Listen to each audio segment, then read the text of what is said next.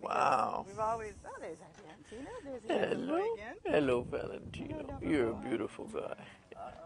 Somebody's jealous. 86, that's a long time. Lori Bouston is the co-founder of Farm Sanctuary, who wanted to make sure that Jeffrey had a chance to get to know some of her special friends, all of whom came here as rescues from the dairy industry or meat processors. Well, this is Loverboy Valentino, as you can see.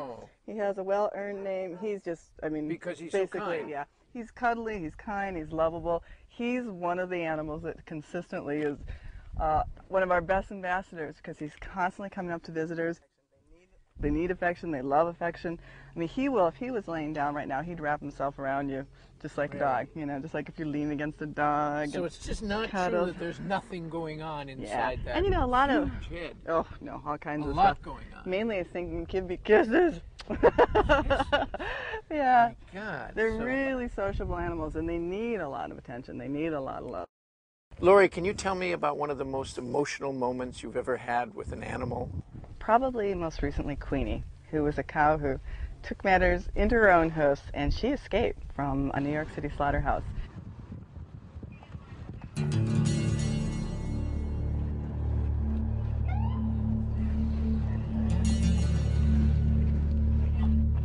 The slaughterhouse is in a really busy area of Queens,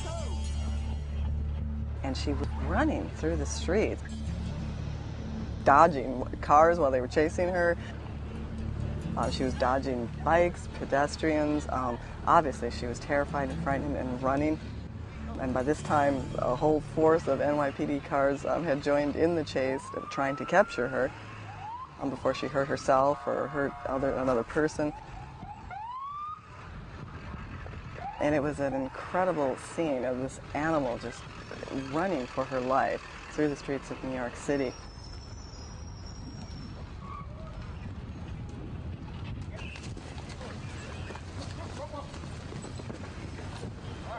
Fortunately, she ran into a park, and from there, they closed the gates to the park, and they were able to, you know, kind of corral her and then wrestle her to the ground, and all the NYPD, you know, officials at that point became cowboys.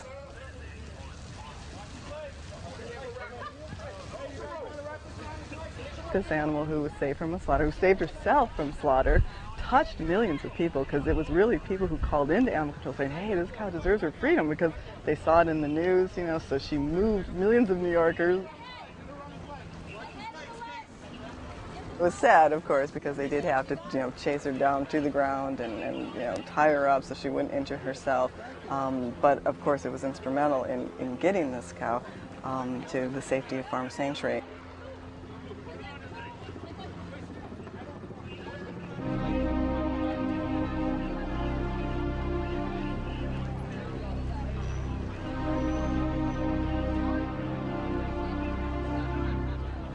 I'll never forget because there was a cop there who, once she was on the ground, and of course she was terrified, frightened. She clearly knew what was in store for her at the slaughterhouse when she ran, and the poor thing was chased. And he held her. You know, he put her head in his lap, and he just held her and comforted her and stroked her.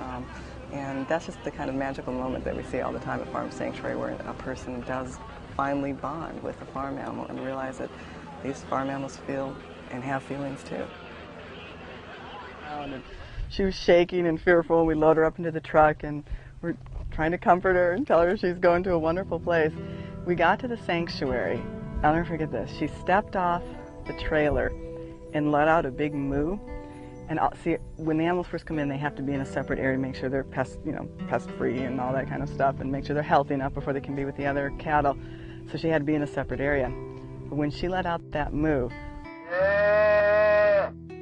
all of the other sanctuary cows gathered round to the closest fence and started mooing back. And then she started mooing. And then they started mooing. And there was this whole incredible loving exchange. So the cows are mooing and we're crying. And it was just such an incredible, wonderful feeling. She really felt at home, and the other cattle really made her feel at home. And I just, again, saw, you know, they're no different than us. Queenie will spend the rest of her life at Farm Sanctuary, and by all rights will never experience another moment of fear. But how can we be so sure about how she feels? Mark Beckoff. Oftentimes a lucky animal escapes from or is released from a slaughterhouse condition and winds up on a sanctuary. And when you study these animals, you see very clearly how emotional they are. They go through this period of maybe lack of trust, they're not sure, to a very slow bonding. And you see their demeanor change, their posture, their stance, their gait, if they vocalize, if they have expressive faces. And you see that over time, they let their guard down. And the reason that they're doing that is they're not sure. And when you start making claims about whether an animal is sure about something, then you're saying that that animal is experiencing feelings. And you need to make this very slow transition from feeling of mistrust to a feeling of trust. Once Jeffery got to meet these farm animals, the cows, pigs, sheep, chickens, and turkeys, spend time with them, observe their interactions with others of their kind, and watch their personalities unfold before his eyes, it made him wonder if we can ever truly associate the sentient animals with the meat on our dinner plates. Queenie is but a dramatic example of what he is referring to. In reality, she's no different from the billions of farm animals raised every year for slaughter. The hundreds of phone calls to animal control pleading to save Queenie's life did just that. As a psychoanalyst, Jeffery had to wonder, in the minds of all the caring people who made those calls, what qualities did Queenie possess that the millions of cows, pigs, sheep, chickens, or turkeys waiting in line to be killed did not? The answer seemed obvious to him: none.